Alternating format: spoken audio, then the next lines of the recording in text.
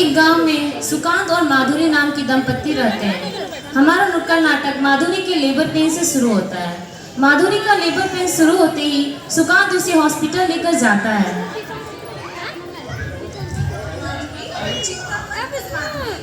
बेटा ही होगा माधुरी। वाह, चिंता मत। डॉक्टर साहब,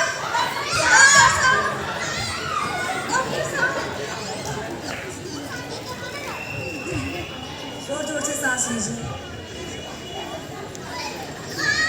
आप छोड़िए उन्हें, एडमिट करो। डॉक्टर, डॉक्टर, मेरे बेटे को कुछ नहीं होना चाहिए। डॉक्टर, मेरे बेटे को कुछ नहीं होना चाहिए। धैर्य रखिए सुकांत जी, सब सही होगा। मेरे बेटे को कुछ ना हो भगवान, बस मेरे बेटे को कुछ ना हो भगवान। हे भगवान, हे भगवान। Mister Sukant, congratulation. क्या हुआ? आपको जुड़वा बच्चे हुए हैं। भगवान, मैंने तुझसे बस एक बेटे की कामना की थी और तूने मुझे दो बेटे। सॉरी मिस्टर सुकांत, आपको कोई गलतफहमी हुई है। क्या? आपको एक बेटा और एक प्यारी सी बेटी हुई है। बेटा कहाँ है? चल।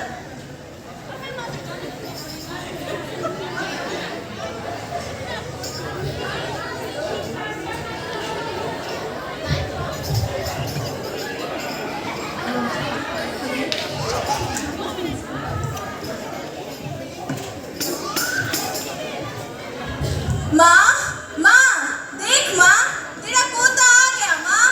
अरे हमारे फूल के दीपक, फूल के नाम कहिए। हाँ माँ, देख। नासपीटी, चली। लक्ष्मी कहाँ से लेके आ गई? ले जा करके।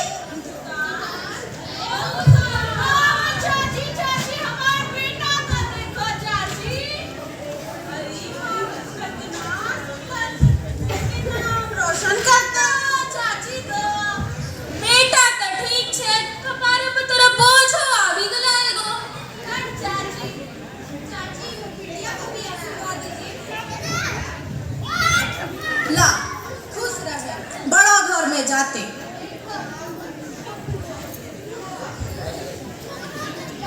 20 साल बाद सुकांत के दोनों बच्चों की प्राथमिक शिक्षा समाप्त होने के बाद सुकांत अपने बेटे की उच्च शिक्षा के लिए महाजन के पास पैसे उधार लेने जाता है।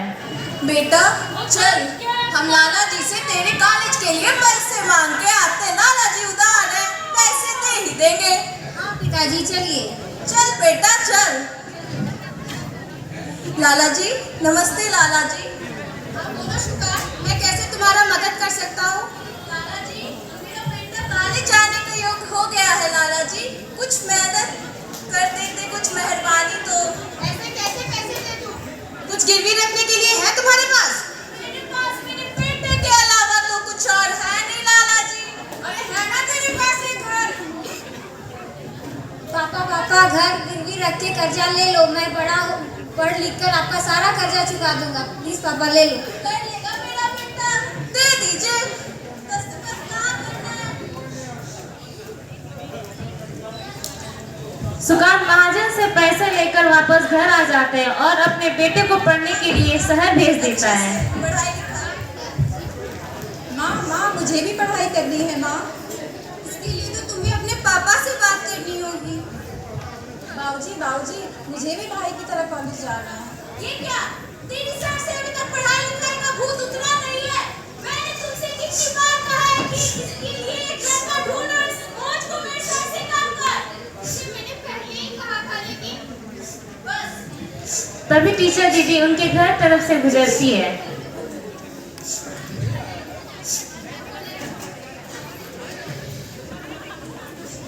क्या हुआ करिश्मा बेटा, तुम रो क्यों रही हो? मुझे भी आगे की पढ़ाई करनी है।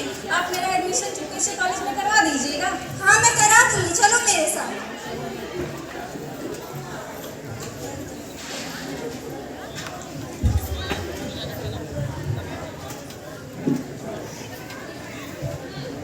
इतनी शाम को तू आ कहाँ से रही है? बाबूजी, मैं वो कॉलेज। क्या कॉलेज? तुझे समझ नहीं आ रहा मैं किस भाषा में तुझे समझाऊं? और तू जब से मेरी तुझसे शादी हुई है मेरे कान फूट गए हैं। तू इसे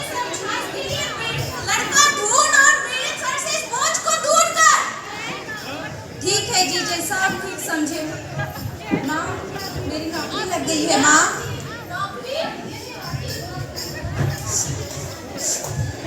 तभी महाजन सुकांत से पैसे वापस लेने के लिए सुकांत के घर आता है। तुम दोनों से कुछ हो नहीं सकता, सिर्फ बोझ बनकर यहाँ बैठी हुई हो। कभी तो कुछ समझो।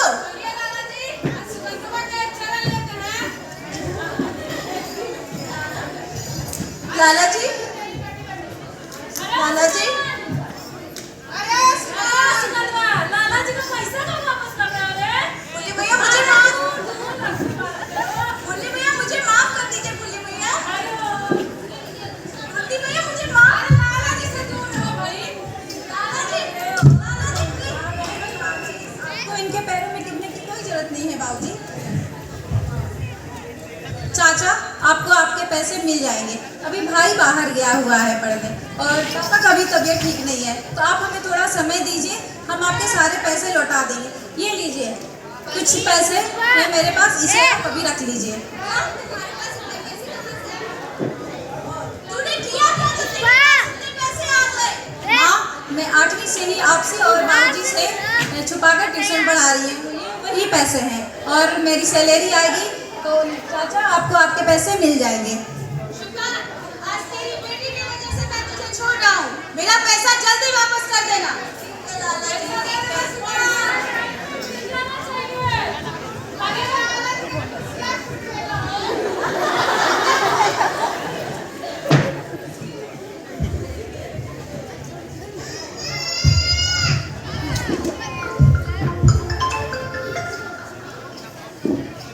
पापा, मुझे कुछ पैसे चाहिए। मैंने पार्टी में सारे पैसे खर्च कर दिए। कॉलेज की फीस जमा करनी है, पैसे भेज दीजिए। पापा,